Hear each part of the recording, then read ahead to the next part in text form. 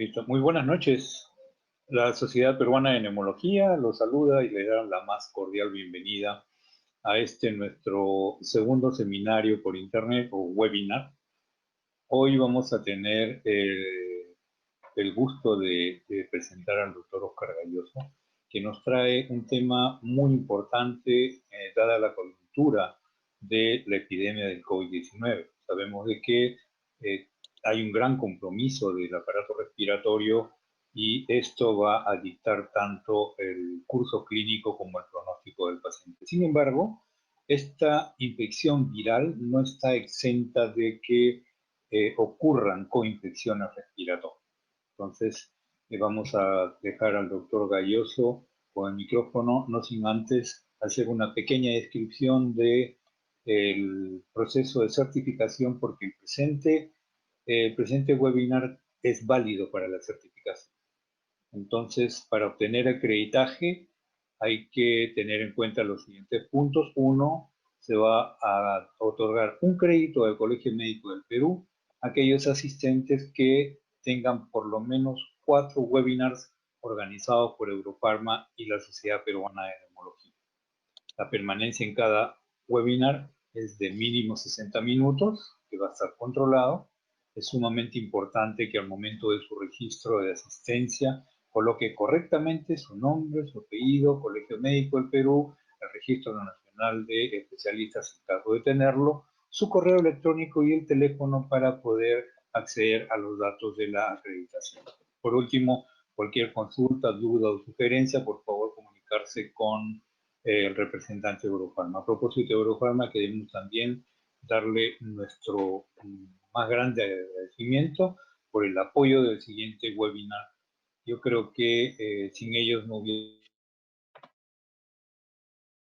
este webinar hoy día con ustedes. Voy a dejar el micrófono al doctor Oscar Gayoso. Él es médico neumólogo asistente del Hospital Cayetano Heredia y de la Clínica San Felipe.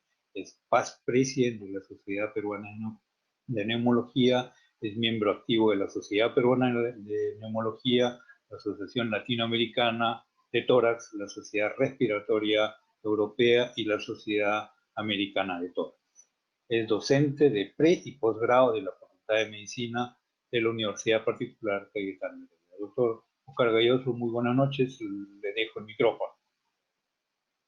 Muchas gracias, Toño. Muchas gracias, Antonio, y encantado de estar presente en la invitación que la Sociedad de Neumología nos ha hecho para poder compartir con ustedes un poco de los conceptos que hay acerca del COVID-2019 y la presencia de coinfecciones. En realidad, como esta es una infección que va a afectar a la totalidad en algún momento de la población o a gran parte de la población, en el camino se va a encontrar con una serie de subgrupos poblacionales en donde van a haber algunas consideraciones especiales que nosotros vamos a tener que tenerlas, ¿no? Por ejemplo, uno de los grupos que ya se están viendo afectados son las gestantes, ¿no? Las gestantes que inicialmente nosotros no le teníamos mucha atención y pensábamos de que la gestante estaba inmune al COVID-19. En la actualidad, nosotros lo que estamos viendo en los diferentes servicios, en los diferentes hospitales, es de que las gestantes también se enferman y también se infectan los niños con coronavirus. Y es posible de que en el futuro nosotros veamos problemas en las gestantes que están en este momento con embriogénesis, ¿no? En el primer trimestre, en el segundo trimestre. De hecho, que están habiendo cosas extrañas en el coronavirus. La otra cosa que nosotros tenemos que decir es de que como esta es una infección que va a afectar a la totalidad de la población, nosotros vamos a encontrarnos, por ejemplo, con infecciones de hepatitis B, que no es de la especialidad, y también de el COVID-2019. Y lo que se ha visto es de que hay una sinergia entre estos dos virus y evidentemente el daño hepático va a ser mucho mayor y el cuadro clínico va a ser un poquito más complicado. Y lo mismo va a ocurrir con cada una de las infecciones con las cuales se va a ir encontrando. Recordemos también que la tuberculosis es una infección frecuente en nuestro país hasta ahora en el Programa Nacional de Tuberculosis en Cayetano Heredia, a todos los pacientes que ingresan al programa de tuberculosis con un nuevo diagnóstico de tuberculosis, nosotros les estamos realizando las pruebas correspondientes. Y bueno, es curioso, hasta ahora no hemos encontrado ninguno, pero a la gente que está viendo pacientes con tuberculosis, no se olviden de pedirle la prueba, los cultivos correspondientes, la sensibilidad correspondiente, que normalmente es el trabajo que nosotros hacemos en el Programa Nacional de Control de la Tuberculosis, pero también debemos de cerciorarnos de que ese paciente no tenga COVID. O sea, hay que pensar de que el paciente tiene tuberculosis, pero puede venir con premio, puede venir además con su coronavirus asociado. Entonces, bajo esa premisa, nosotros tenemos que tener claro de que los pacientes tienen una infección por este virus que tiene una forma de corona, en donde tienes varios tipos de proteínas, la proteína M, que es la proteína estructural y la más importante para poder dar la forma al virus. Y esa proteína Spike, la S, es una proteína que va a hacer de que el virus tenga una especial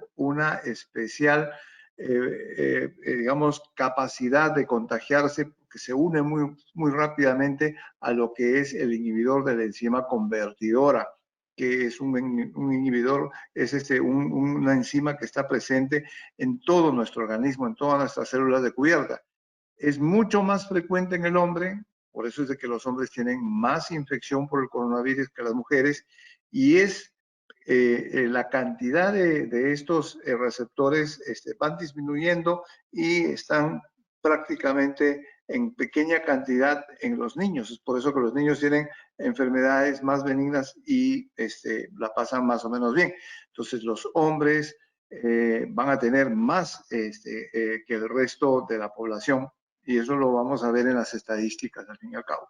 Una vez que esa enzima, esa proteína se pega al receptor de la enzima convertidora, hay una enzima que lo medio activa, que es la fucsina. Y esa es una diferencia clarísima con respecto al otro coronavirus, que es el SARS-1. El SARS-1 no tiene preactivado esa proteína, entonces no es tan ávido esa proteína Spike como si lo es del coronavirus. De ahí su infecciosidad, de ahí su capacidad de contagio. Y una vez que ingresa en el interior de nuestro organismo, este virus va a comenzar a desenvolver todo su genoma. Y su genoma es un virus RNA. Entonces, al ser un virus RNA, lo que va a hacer es va a tomar el comando de nuestra célula de cubierta, y lo que va a hacer es va a comenzar a formar más proteínas, va a comenzar a formar más RNA y va a comenzar a ensamblar virus en el interior del cuerpo. Evidentemente, el cuerpo se va a defender. Entonces, el cuerpo va a defenderse y va a tratar de inhibir mediante una serie de mediadores y una serie de mecanismos moleculares que al fin y al cabo van a intentar controlar, van a intentar, en donde hay viriones y donde hay complejos antígenos, anticuerpos, se van a comenzar a juntar los macrófagos, se van a comenzar a juntar los monocitos, las células que van a dar la guerra contra este virus, y lo que va a comenzar a ver es una liberación grande de sustancias. En algunos casos se va a producir una liberación masiva de interleuquina 6. Y en esos pacientes que se da esa liberación masiva de interleuquina 6 son los que van a ser los cuadros moderados y severos, y aquellos que van a terminar en una insuficiencia respiratoria franca.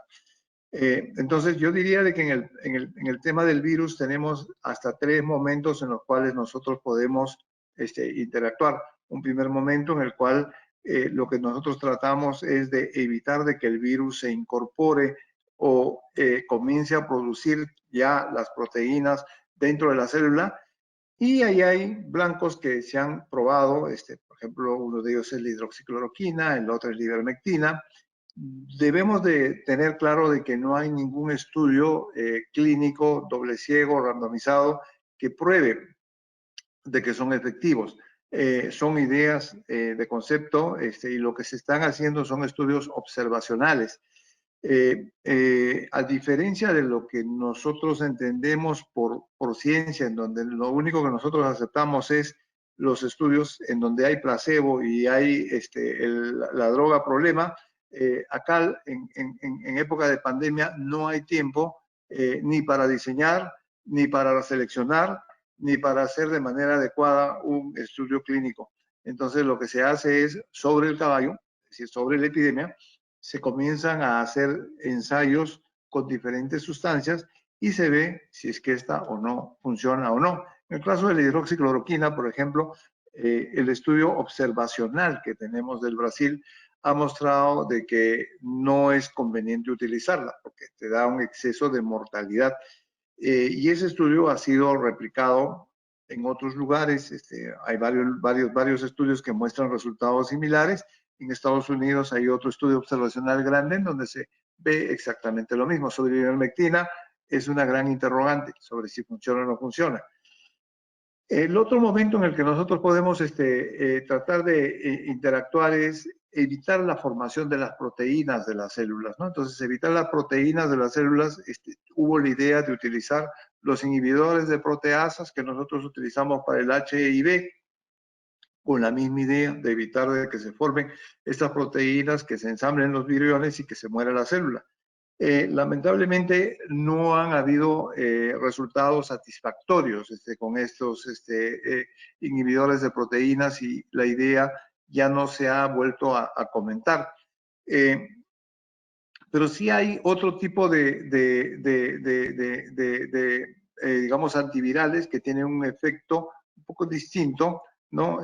Actúan sobre lo que es la replicación del ARN, en eso está el Remdesivir, que ha mostrado de que puede tener un efecto en disminuir el número de días, pero no disminuye el número de pacientes que mueren, ni tampoco el número de pacientes que entran a ventilación. Pero por primera vez he encontrado un medicamento que disminuye o que cambia la historia natural de este virus. Ustedes van a decir, pero solamente está disminuyendo el tiempo de enfermedad.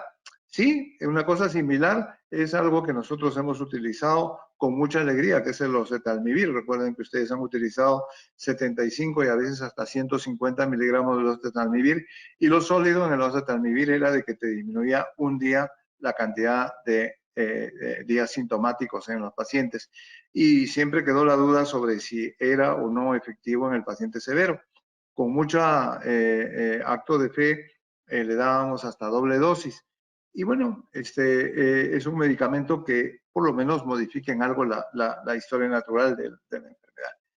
Y una vez que ya el virus comienza a actuar y comienza a replicar, ya llega el momento en el que ya no podemos impedir que el virus entre ni que tampoco se replique más.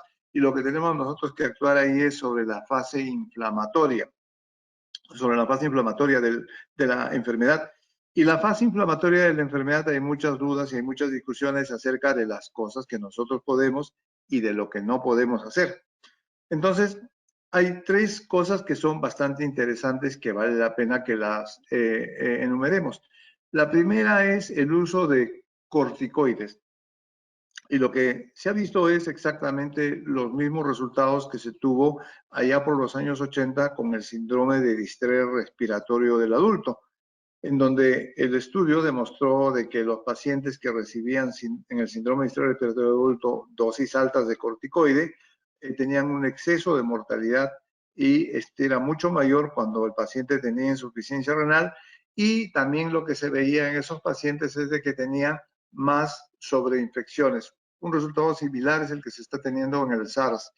Entonces, el uso de pulsos de metilprednisolona, de dosis altas de corticoide, no deberíamos de recomendarlo, y en todo caso deberíamos de tratar de individualizar al máximo el uso de los corticoides y limitarlo a aquellos pacientes que lo necesitan, pacientes con crisis asmática, pacientes que son usuarios crónicos de corticoide, pero no se deben de utilizar de manera libre, y es lamentable que haya gente que los esté recomendando sin ser médicos en la televisión, en manifiestos de partidos políticos, etcétera, etcétera.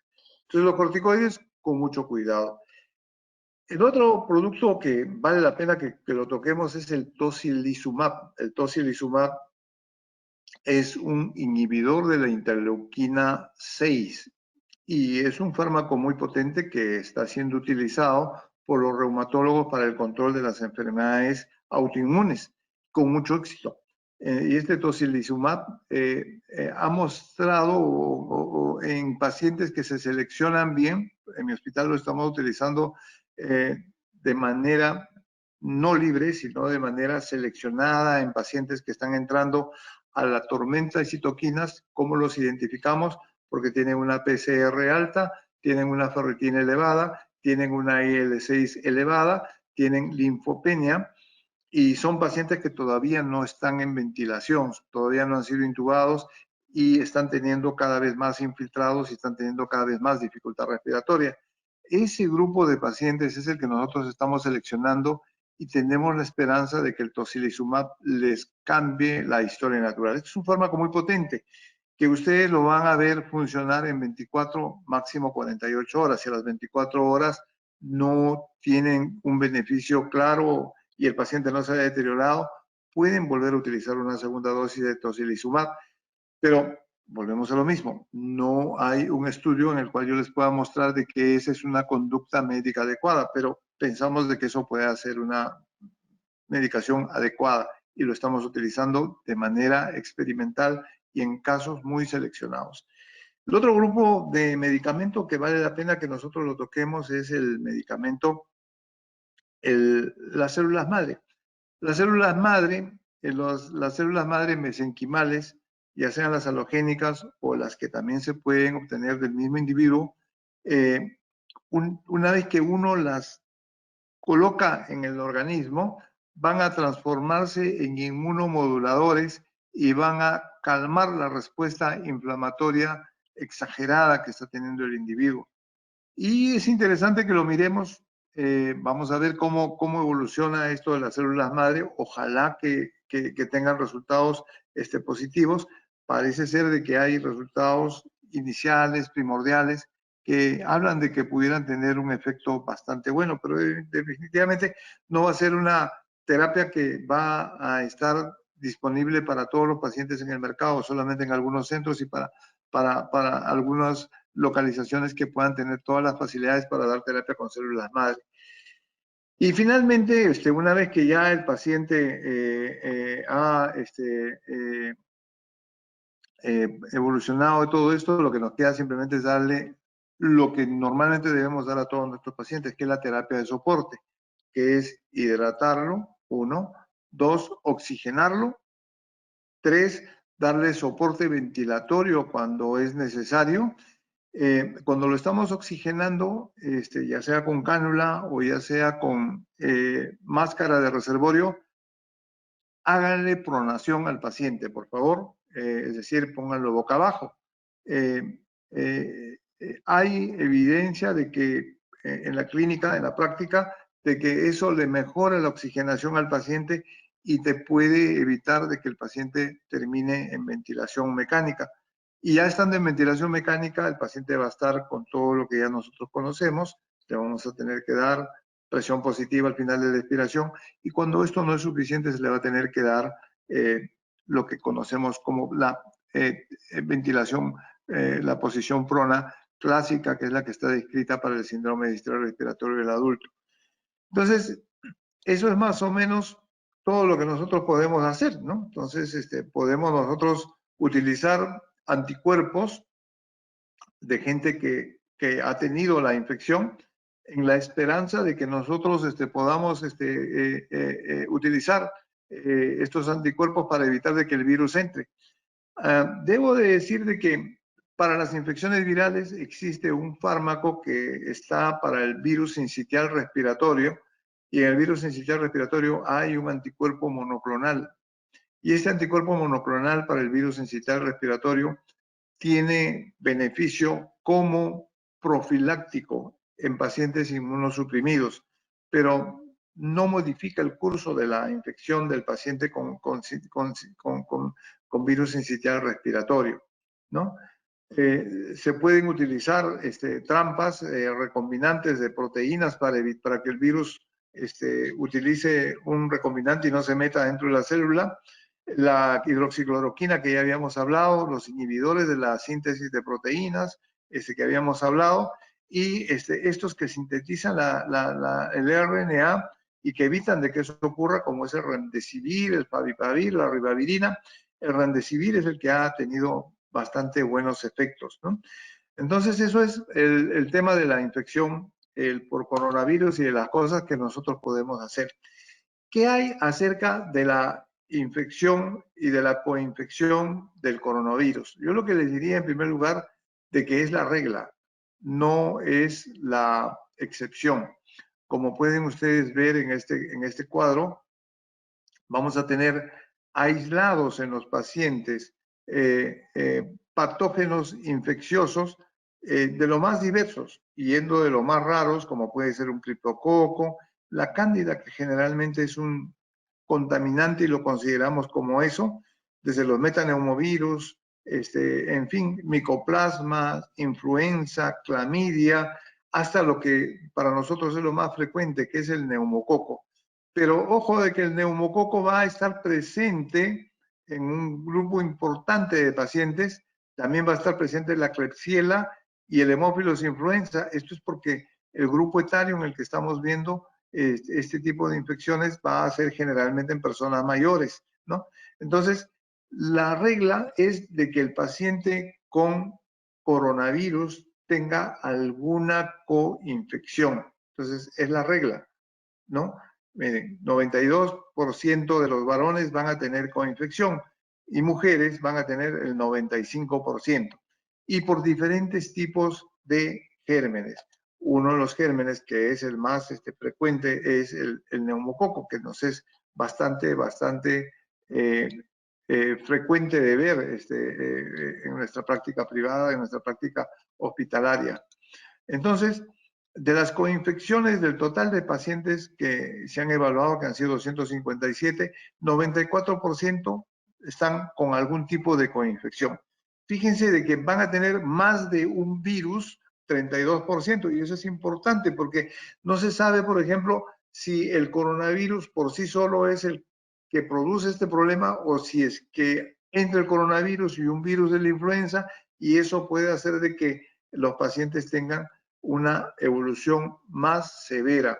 Es un tema que lo vamos a tener que dejar para el futuro, para ver cómo los estudios posteriores delimitan esto, ¿no? Las bacterias van a tener y se van a ver hasta en el 92% de los casos, van a haber hongos, van a haber virus con bacteria en un porcentaje importante de pacientes, bacteria con hongos en un porcentaje del 24%, y bueno, van a tener tres cosas al mismo tiempo, bacteria, virus y hongo al mismo tiempo, 9%. O sea, la norma es de que nosotros tengamos coinfecciones. Ahora, cuando comenzamos a ver cómo es el comportamiento de estas coinfecciones en pacientes asintomáticos, en pacientes leves o en pacientes severos, lo que vamos a encontrar es de que el paciente severo, el paciente crítico, el 100% va a estar con alguna coinfección, ¿ok?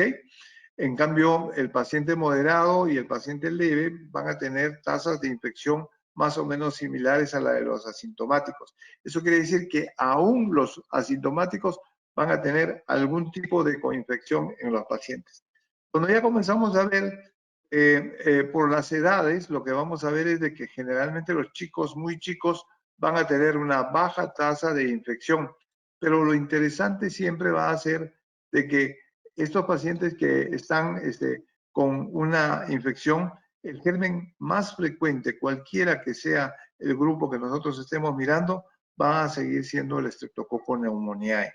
En los casos leves, en los casos por debajo de los 5 años, en los que tienen entre 15 y 44, entre 45 y 64 y más de 65 años, el neumococo va a seguir siendo el germen predominante en las coinfecciones. Pero se les va a ver de que están presentes en todas las edades. Lo siguiente que tenemos que decir de estos pacientes es de que puede ocurrir desde el inicio de la enfermedad. O sea, la coinfección lo vamos a tener desde épocas muy tempranas, desde el primer día.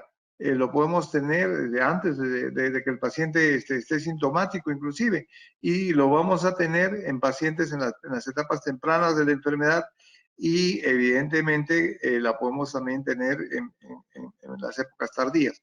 Entonces, independientemente de eso, el neumococo sigue siendo el germen que es el más frecuente.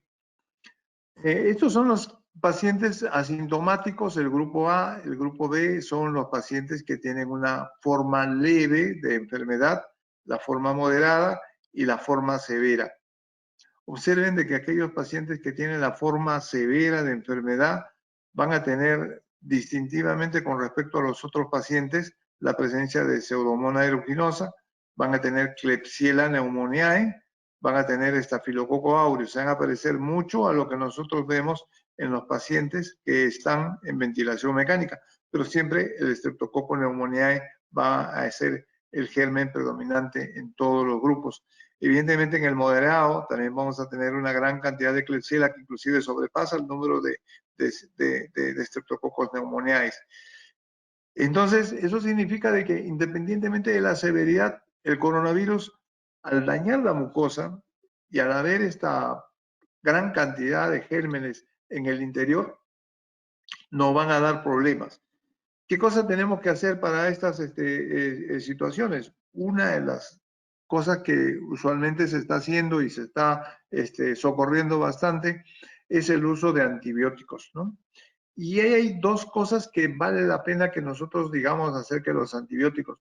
La primera es de que hay evidencia de que si se usan muchos antibióticos que no tienen efecto antiinflamatorio, pueden liberar muchos lipopolisacáridos, es decir, pueden producir ruptura de la bacteria, del gram negativo, liberar polisacáridos en la sangre y eso empeorar y dar una forma más seria de tormenta de citoquinas. Entonces hay gente que está hablando de que pudiera en algunos casos el uso de antibióticos que no están justificados dar este problema de la tormenta de citoquinas. Pero por otro lado hay el uso de fármacos que tienen efecto antiinflamatorio y se hablan básicamente de dos. Uno es la doxiciclina y el otro es la acitromicina. Todos estos dos fármacos lo que tienen es un efecto, como le llaman, antiinflamatorio. Y este efecto antiinflamatorio no lo tienen todos los antibióticos.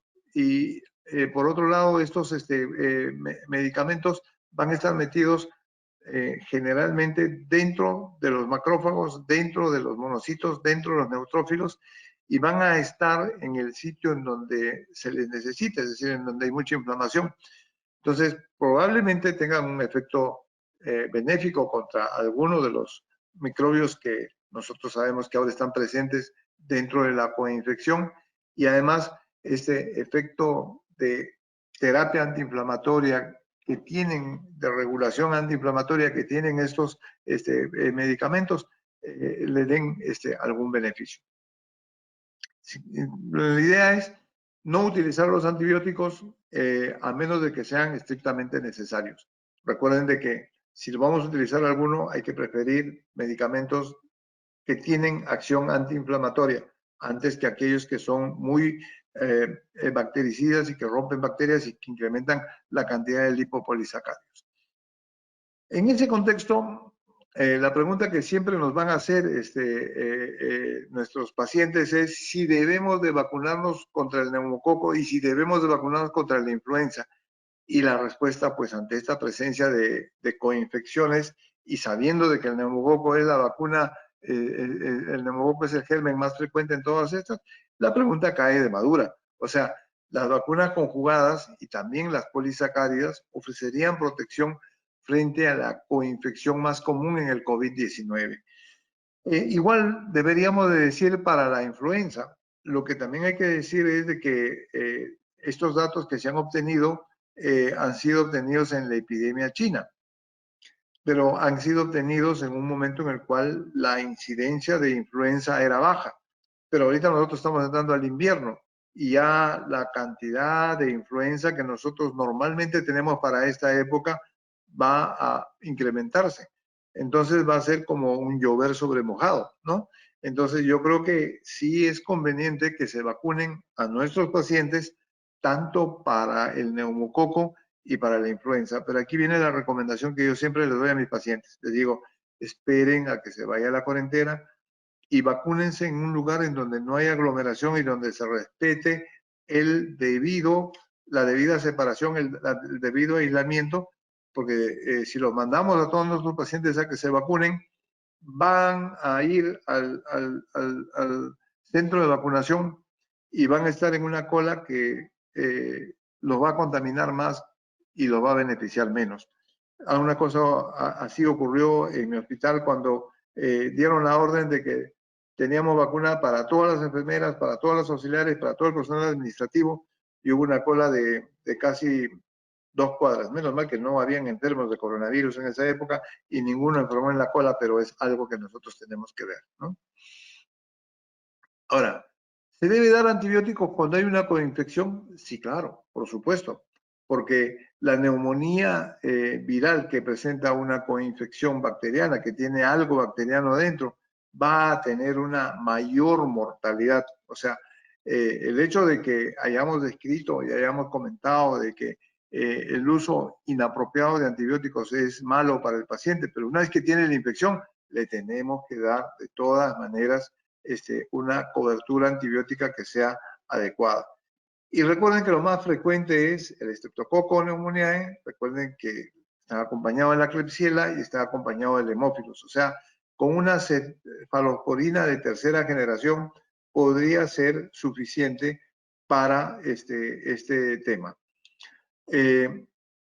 Un tema que es interesante es algo que ha salido en la literatura acerca de unas reflexiones acerca de la vacuna de la BCG. Entonces, me comenzaron a llamar al comienzo de la epidemia y me comenzaron a decir, doctor, me tengo que vacunar contra la vacuna de tuberculosis.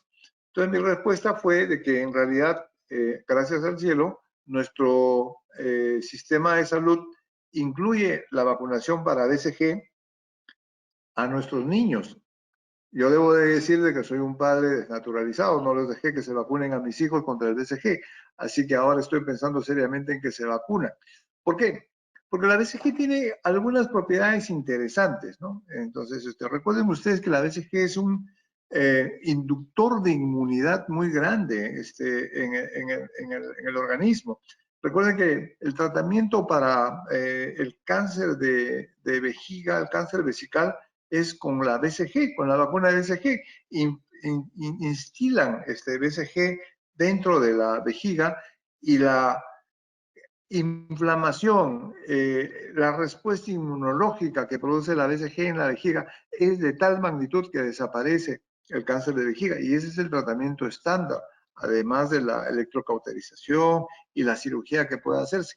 Cuando se aplica la BCG, lo que se sabe es de que reduce la mortalidad infantil. En los grupos en los países en general, en donde se vacuna con BCG, se ve de que disminuye la mortalidad infantil después de su aplicación. Pero lo interesante también es de que te reprograma el sistema inmunológico. Te genera una serie de respuestas que hacen de que tú vayas de TH2 a TH1. Inclusive, si ustedes recuerdan, hasta hace un tiempo hubieron estudios en donde decían de que la vacunación con BCG podía ser beneficioso para los pacientes con asma, por esa reprogramación que le da al sistema inmunológico la BCG. Se sabe de que en los países donde se utiliza la BCG de manera masiva, hay una protección contra el virus sincitial respiratoria, pero también se ve esa misma protección contra la influenza y contra el herpes simplex virus tipo 2. Entonces la pregunta que cae de madura es, ¿protege o no contra el coronavirus? Entonces, pareciera ser de que pudiera haber alguna cosa, ¿no? La vacuna contra el VSG lo que te va a producir es una reprogramación epigenética, es decir, no te cambia el DNA, no te cambia el RNA, te cambia las proteínas, ¿no?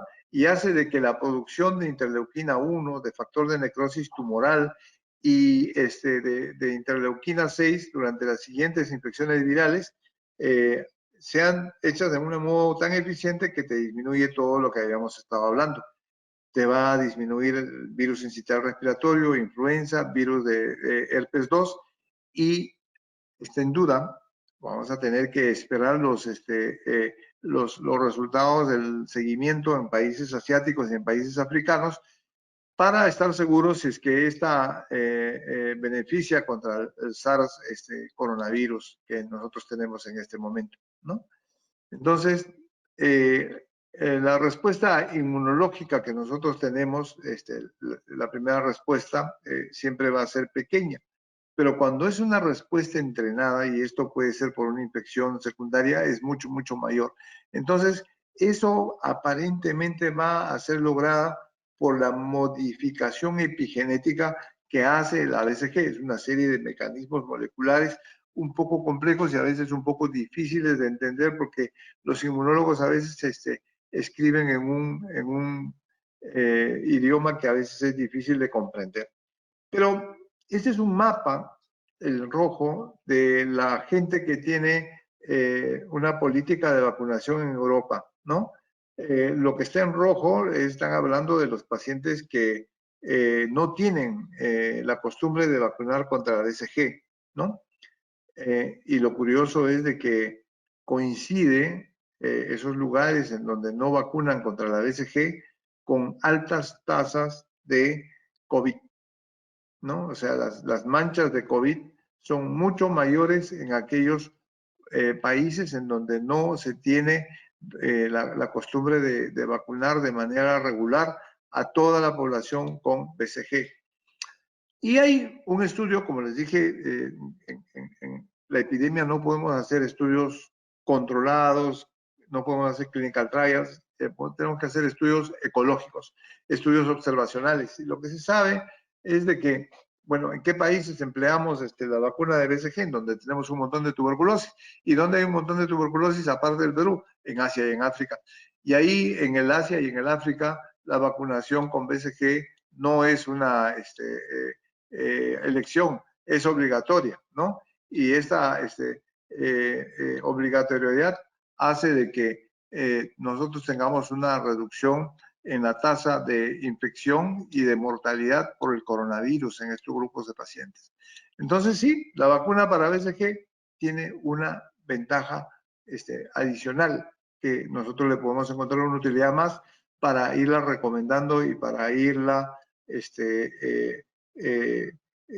comunicando a la población para que no hagan lo que yo he hecho, no vacunar a mis hijos. ¿Van a haber sesgos? Sí, es correcto. Hay diferencias demográficas en Asia, en Irán, en Rusia, son diferencias clarísimas. Van a haber diferencias genéticas, no solamente en la extracción de la población, sino en el tipo de la vacuna del BCG.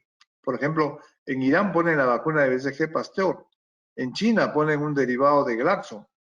Y mis amigos los urólogos, cuando ponen la vacuna del BCG dentro de la vejiga, prefieren la cepa canadiense, que parece que es más fuerte, más fortachona para esta infección. Entonces, como pueden ver, hay diferentes cepas de BCG que pueden también hacer un poco la diferencia. Habría que verlo en el futuro. Y estos países también están teniendo diferentes intervenciones no farmacéuticas, ¿no? Algunos han hecho cuarentena, como nosotros lo hemos hecho, otros no lo han hecho, y otros, a pesar de haber indicado cuarentena como nosotros, no se ha cumplido ni el distanciamiento social en la población, ¿no?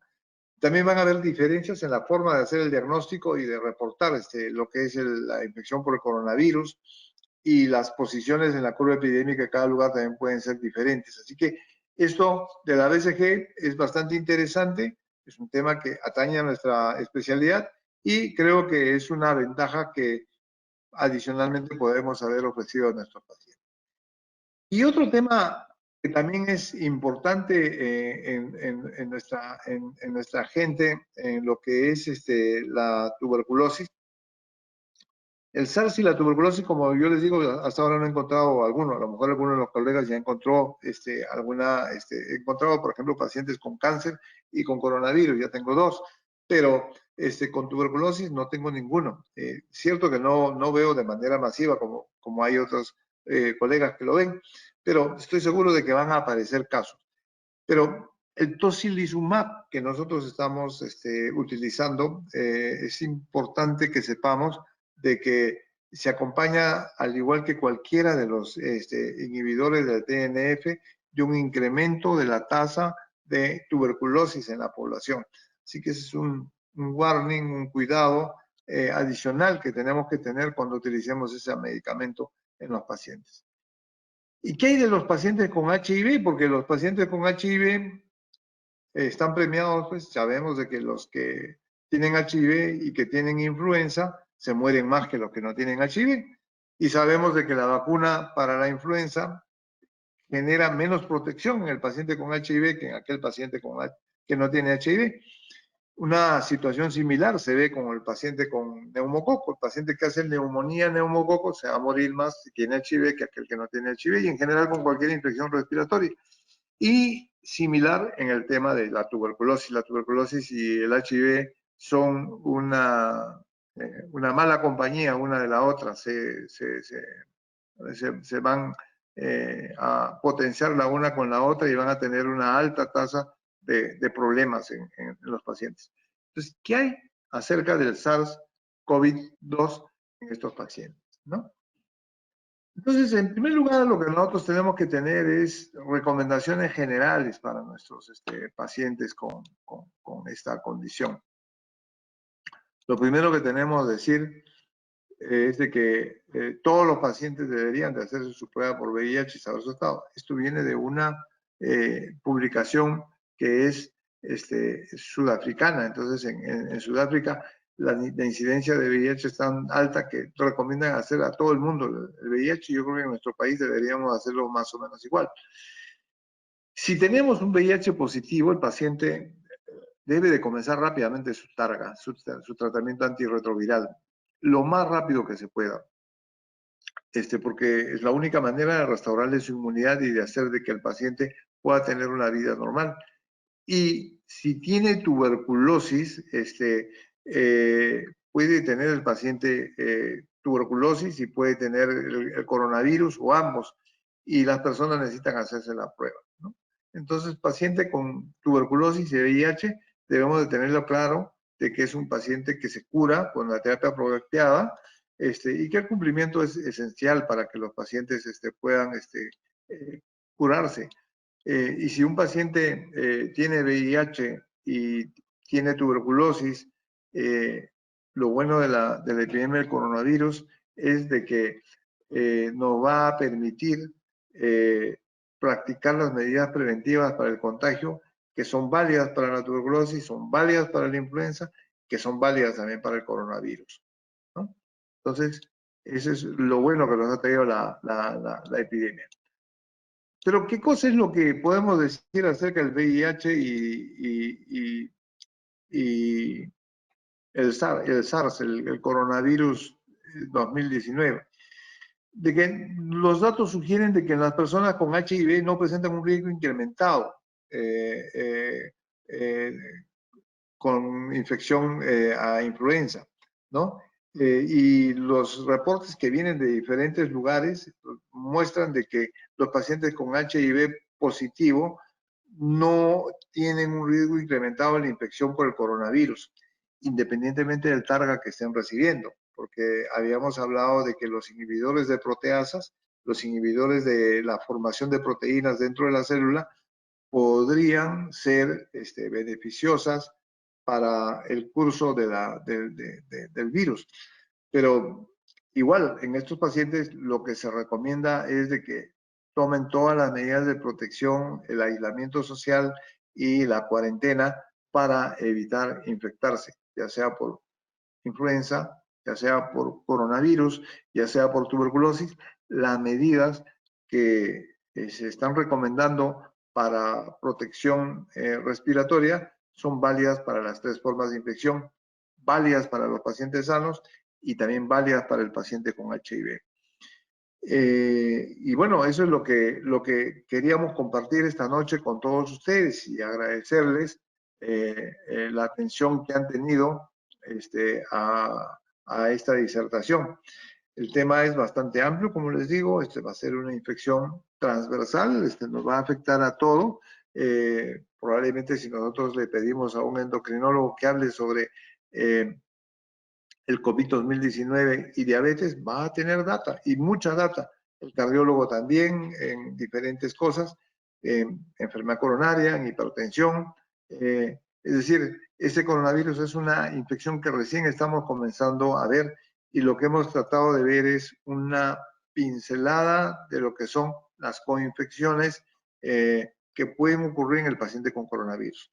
Como conclusión, podríamos decir que las coinfecciones por bacterias, por virus e incluso por hongos son la norma, no son la excepción. De que las vacunas sirven y hay que vacunarlas, pero teniendo cuidado de no exponer al paciente a aglomeraciones en los centros de vacunación, ¿no? De que el paciente con HIV va a tener que tenerse mucho cuidado en este paciente, parece ser de que no tiene más riesgo que el resto de la población para hacer problemas con el coronavirus, pero van a haber problemas. La BCG, que es una vacuna que es un poco la cenicienta de las vacunas, porque se decía que servía solamente para evitar la meningitis y para evitar las formas severas de la tuberculosis, pudiera haber tenido un beneficio adicional para disminuir la incidencia y para disminuir la mortalidad del coronavirus en algunos países de Asia y de África. Pero es un tema que va a quedar en el debate. Pero lo que sí es claro es de que la BCG lo que te va a producir es una remodelación de tu respuesta inmune, un cambio de tu respuesta inmunológica, un cambio de TH1, de TH2 a TH1. Y eso es una de las explicaciones para tener claro por qué es de que se está produciendo este beneficio. Y bueno, con esto les quería agradecer a todos ustedes. Muchas gracias a todos los que han estado en este webinar. Toño, adelante con la moderación. Muchas gracias, Oscar. Interesantísimo el tema que has desarrollado. Vamos a dar un pequeño espacio para que nos lleguen las preguntas.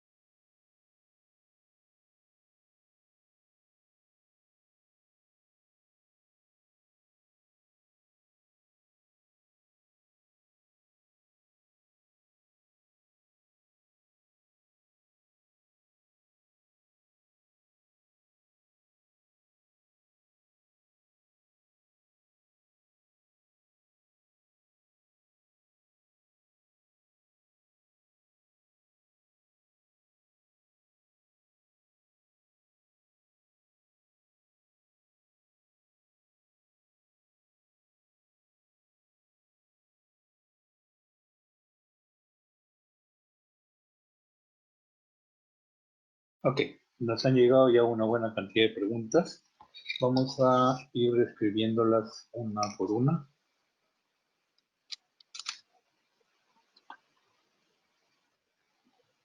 Ok. En la práctica, ¿cuándo se utilizarían los fármacos descritos en una fase leve y cuáles?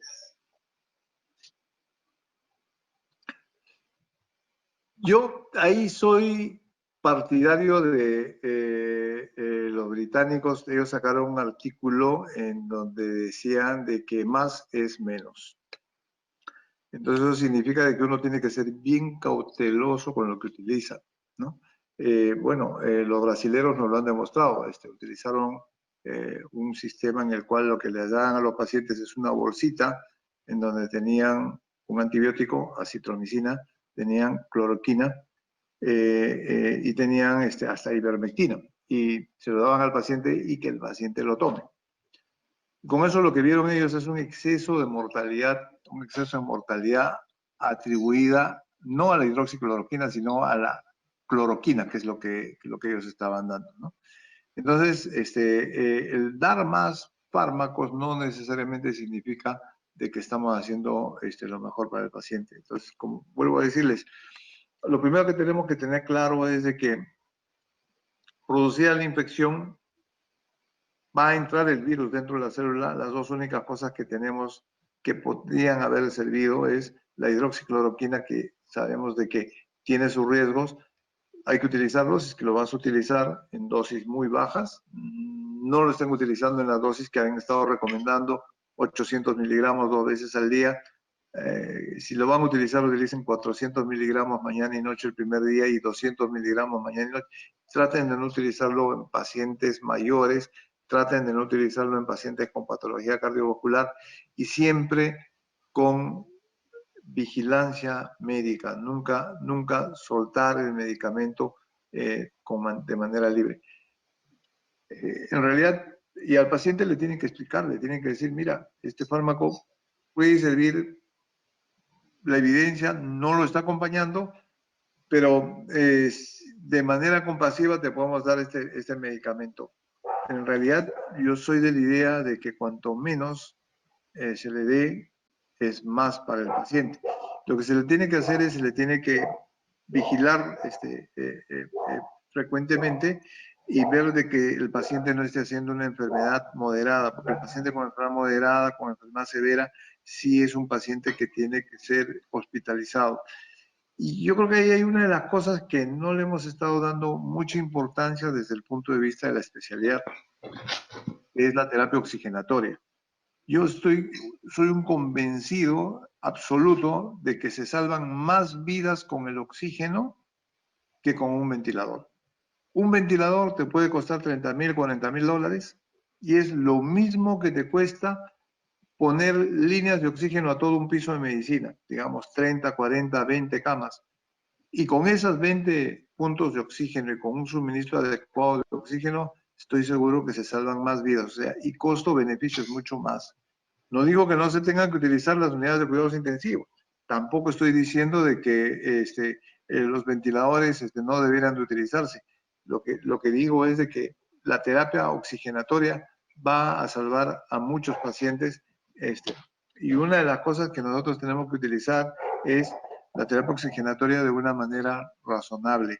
Al paciente se le tiene que poner su cánula de oxígeno. Recuerden de que el riesgo que nosotros tenemos de contagio con los pacientes es en la aerosolización.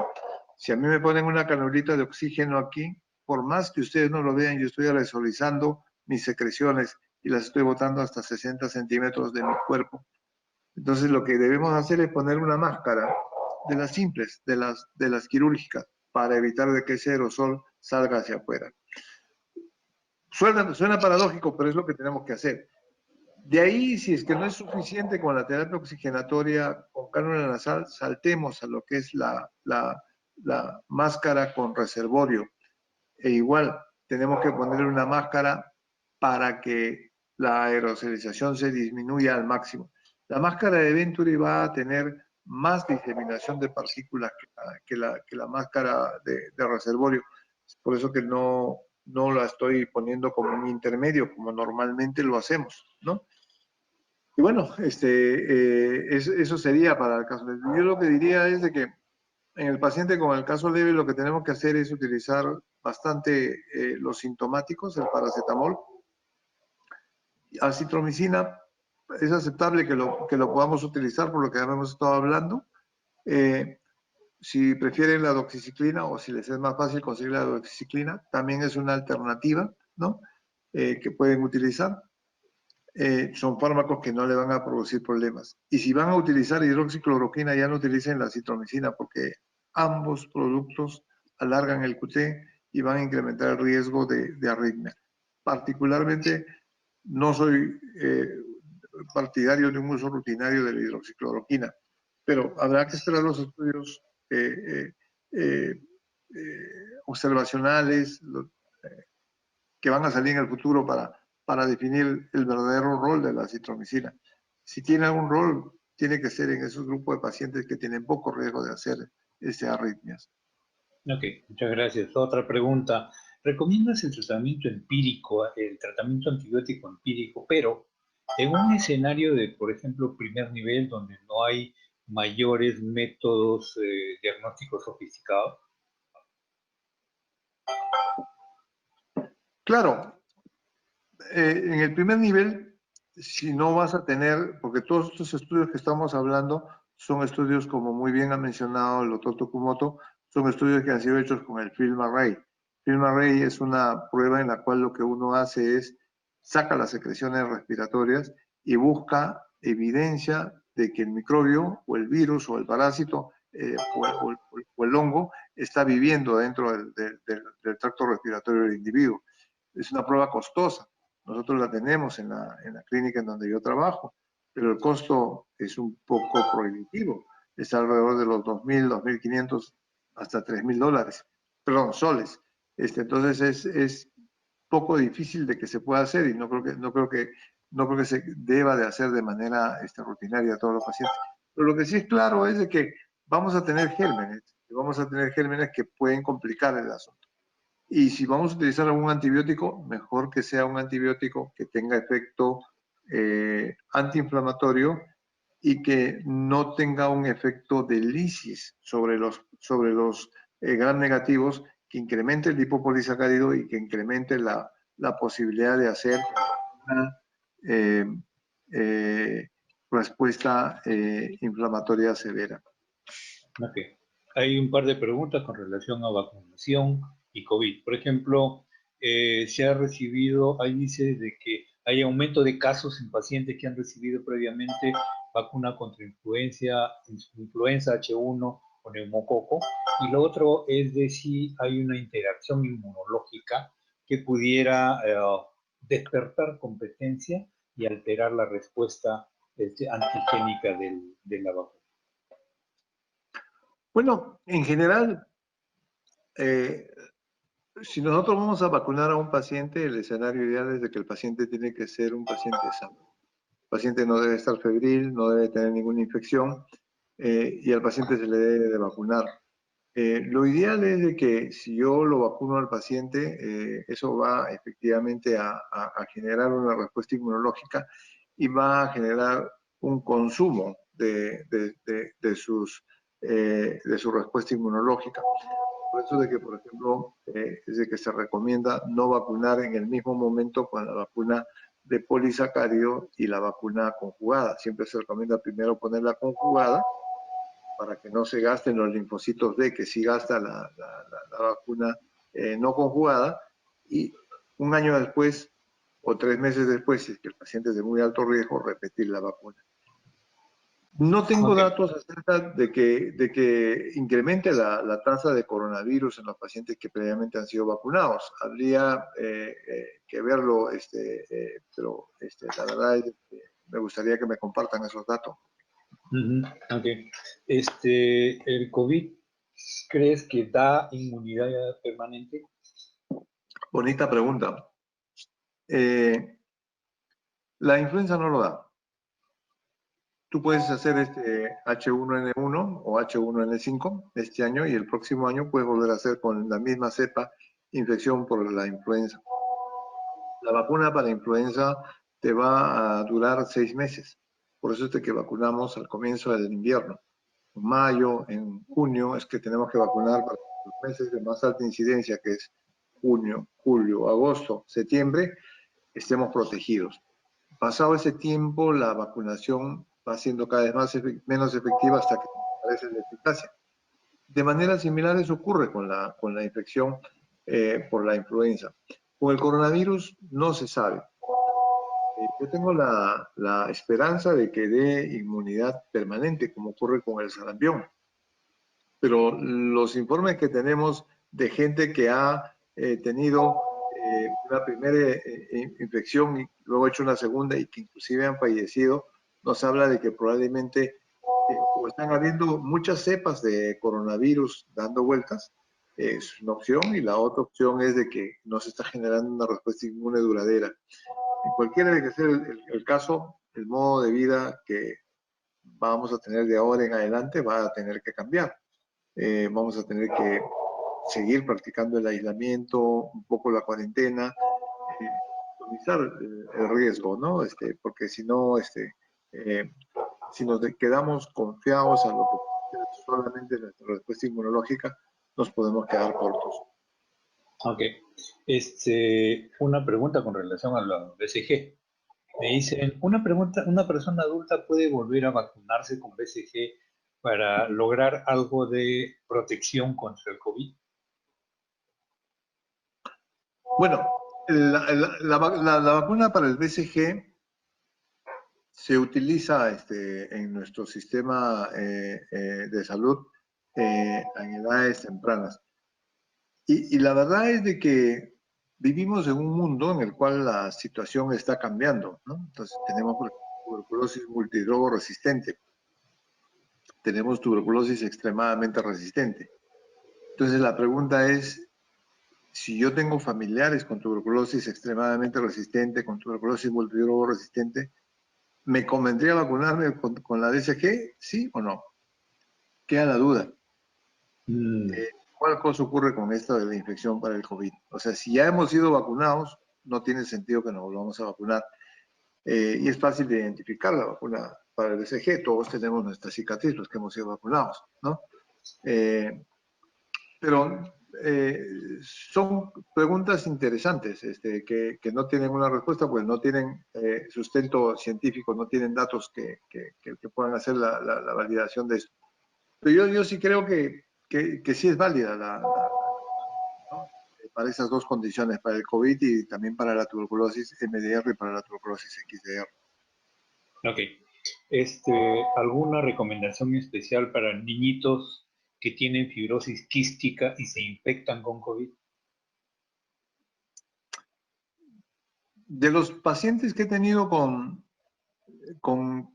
son adultos, ¿no? Con fibrosis quística, yo no veo pacientes niños, ¿no? Lo ven mis neumólogos pediatras en el hospital y en la clínica. Tengo pacientes con disquinesia ciliar, adultos, y tengo pacientes con fibrosis quística adultos, en la forma adulta. No han hecho el coronavirus. Y curiosamente, estos pacientes están recibiendo como parte de su esquema profiláctico acitromicina. Y ya toman acitromicina, pues, buen tiempo, ¿no? No la toman diaria, sino la toman interdiaria.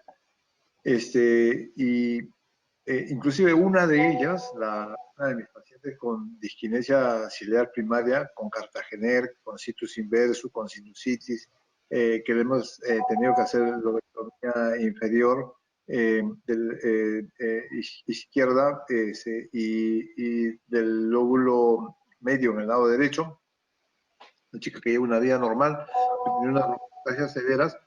Esta chica, su esposo y su amigo que vino de Francia, se enfermaron de COVID dentro de la casa.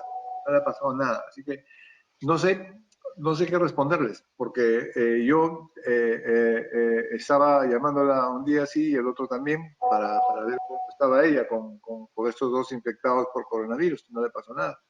Y de mis otras pacientes los pacientes con disquinesia pulmonar ciliar tampoco les ha pasado nada, y los pacientes con fibrosis quística no se han infectado. Probablemente estén bastante cuidados, bastante aislados, y son gente mucho más cuidadosa que el resto de la gente para esto, ¿no? Ok. Desde el Hospital Regional de Lambayeque preguntan si hay que tener alguna consideración especial en el manejo de los pacientes que tienen tuberculosis MDR o XDR que están infectados con COVID. No he visto uno, pero yo creo que los cuidados que nosotros tenemos que tener de aislamiento y de cuidado de las secreciones son válidos exactamente igual para el coronavirus, para la influenza y para la tuberculosis. Si algo bueno nos va a dejar esta epidemia es la conciencia de que nosotros podemos enfermar al otro, cosa que no se había cimentado con la tuberculosis. Y lo otro que nos va a dejar de bueno es de que no, vamos a ser cuidadosos. Apenas tengamos tos, apenas tengamos alguna molestia respiratoria, vamos a ir corriendo al médico. Y eso va a ser bueno para la detección temprana de tuberculosis. De hecho, que muchos de los pacientes que han acudido pensando que tenían coronavirus, lo que tenían era tuberculosis. Y hasta se alegraron cuando dijeron que tenían tuberculosis. Bueno, el cuco nuevo no es la TB, sino es el coronavirus. Ok. ¿Tienes alguna data de si el paciente que tiene una tuberculosis activa de cualquier forma, la clásica, la MDR o la XDR, tiene menos infección por COVID que la población en general? Créeme que lo he buscado y no he encontrado ninguna información al respecto, pero yo no dudo de que lo que dije al principio, ¿no? Esto es una infección transversal, va a afectar a toda la población, y en algún momento vamos a comenzar a tener pacientes con tuberculosis sensible, MDR y XDR, que además tienen COVID. Ok. Dos últimas preguntas ya. Una, ¿en qué momento usas corticoides? Personalmente, no lo utilizo. Porque yo he vivido toda la historia del síndrome de distrés respiratorio del adulto y el uso de corticoides. Y al principio, y también del shock séptico. Cuando yo era alumno, cuando era externo, cuando era interno, había una forma de tratamiento que se llamaba Decadron Shock. Le poníamos una cantidad inmensa de corticoides al paciente. Y los estudios demostraron de que en realidad lo que les estábamos haciendo es un flaco favor a los pacientes. Y a lo largo del tiempo yo he estado siguiendo todos los estudios que han habido sobre corticoides y síndrome de distrés respiratorio del adulto. Lo que sí me pueden decir es de que hay una forma distinta de afectación pulmonar en el pulmón, en el coronavirus, que parece, pero que es más de tipo inflamatoria y trombótica, ¿no? Pero en realidad no lo recomiendo. No lo uso, y si lo tuviera que utilizar, sería en un paciente en el cual está por entrar a la tormenta de citoquinas, no tengo tocilizumab y no me queda más alternativa que darle corticoide. Ok, completamente de acuerdo. Otra, ¿en qué momento usas anticoagulantes? Interesante pregunta. El anticoagulante, se ha encontrado que en el síndrome de distrés, en el SARS, hay componente trombótico, y ese componente trombótico ha sido documentado por los italianos, y la mayoría de los pacientes van a tener factores de riesgo importantes para hacer embolia pulmonar, y en realidad no debemos utilizar el anticoagulante sin vigilancia médica. O sea, no debemos utilizarlo para los casos leves. Si el paciente se hospitaliza y está bajo vigilancia nuestra, el que le damos un anticoagulante está totalmente justificado por la inmovilidad en la que la vamos a tener al paciente. Entonces, independientemente de si es o no es benéfico para el coronavirus. Pero yo creo que deberíamos darlo en los casos moderados, en los casos severos, y no permitir de que se utilicen en los casos leves, menos sin control médico, menos la recomendación esta que por ahí escuché de que había alguna persona que recomendaba que tomen warfarina. En realidad, ni la warfarina ni los nuevos anticoagulantes orales han demostrado tener algún beneficio sobre el coronavirus. Y en cuanto a la heparina de bajo peso molecular, de acuerdo en utilizarlo, pero utilizarlo en los pacientes que están bajo vigilancia médica. Si están sin vigilancia médica, es mejor que no se les dé. Ok, una última pregunta, Oscar, ya abusando de tu bondad. Tratamiento profiláctico. Interesante. Yo tengo un grupo de reumatólogos amigos que están tomando hidroxicloroquina una vez por semana. Y por ahí hay estudios que hablan de que la hidroxicloroquina una vez por semana podría ser beneficioso en dos grupos. Uno en el paciente que tiene probablemente un contacto intradomiciliario y el otro es en personal de salud. De este grupo que te estoy hablando, de amigos reumatólogos, evidentemente son personas de salud que no quieren enfermarse, que además no le tienen miedo a la hidroxicloroquina porque lo utilizan como si fuera caramelo de menta todos los días en su práctica privada. Para ellos es un fármaco de lo más simple, de lo más fácil de utilizar. Y en realidad no hay data. No hay data y sí hay algunos grupos en la universidad que están tratando de hacer números para poder hacer un estudio de casos y controles, porque va a ser bien difícil hacer un clinical trial. Pero es eso lo que te podría decir. Tratamiento profiláctico, el mejor tratamiento profiláctico es el aislamiento social, la limpieza de las manos y el uso de la máscara, ¿no? Es lo único que podría recomendar como algo valedero y que funciona y que es transversal para todos nosotros. Okay, muchas gracias, doctor Oscar ¿No? Gayoso. Excelente exposición. Se quedaron en el tintero infinidad de preguntas, pero muchas de ellas tienen relación con los próximos webinars que vamos a seguir realizando. Yo quisiera explicar algo de la recertificación, o recalcarles la certificación. Si me pudieran poner el slide, por favor. El anterior. Ok. En pocas palabras, hay que cumplir con 4 webinars para poder acceder a un crédito. Hay que enviar los datos completos, nombre, apellido, colegio médico, registro nacional de especialista, correo electrónico y teléfono para poder estar en contacto y hacer el certificado correspondiente. Y quisiera finalmente agradecer al laboratorio Eurofarma por la gran colaboración que ha tenido con nosotros para que este webinar se haya realizado en forma exitosa. Gracias Eurofarma, gracias Oscar Gayoso, gracias a todos ustedes por su asistencia. Buenas noches. Encantado, Toño. Gracias. Buenas noches a todos.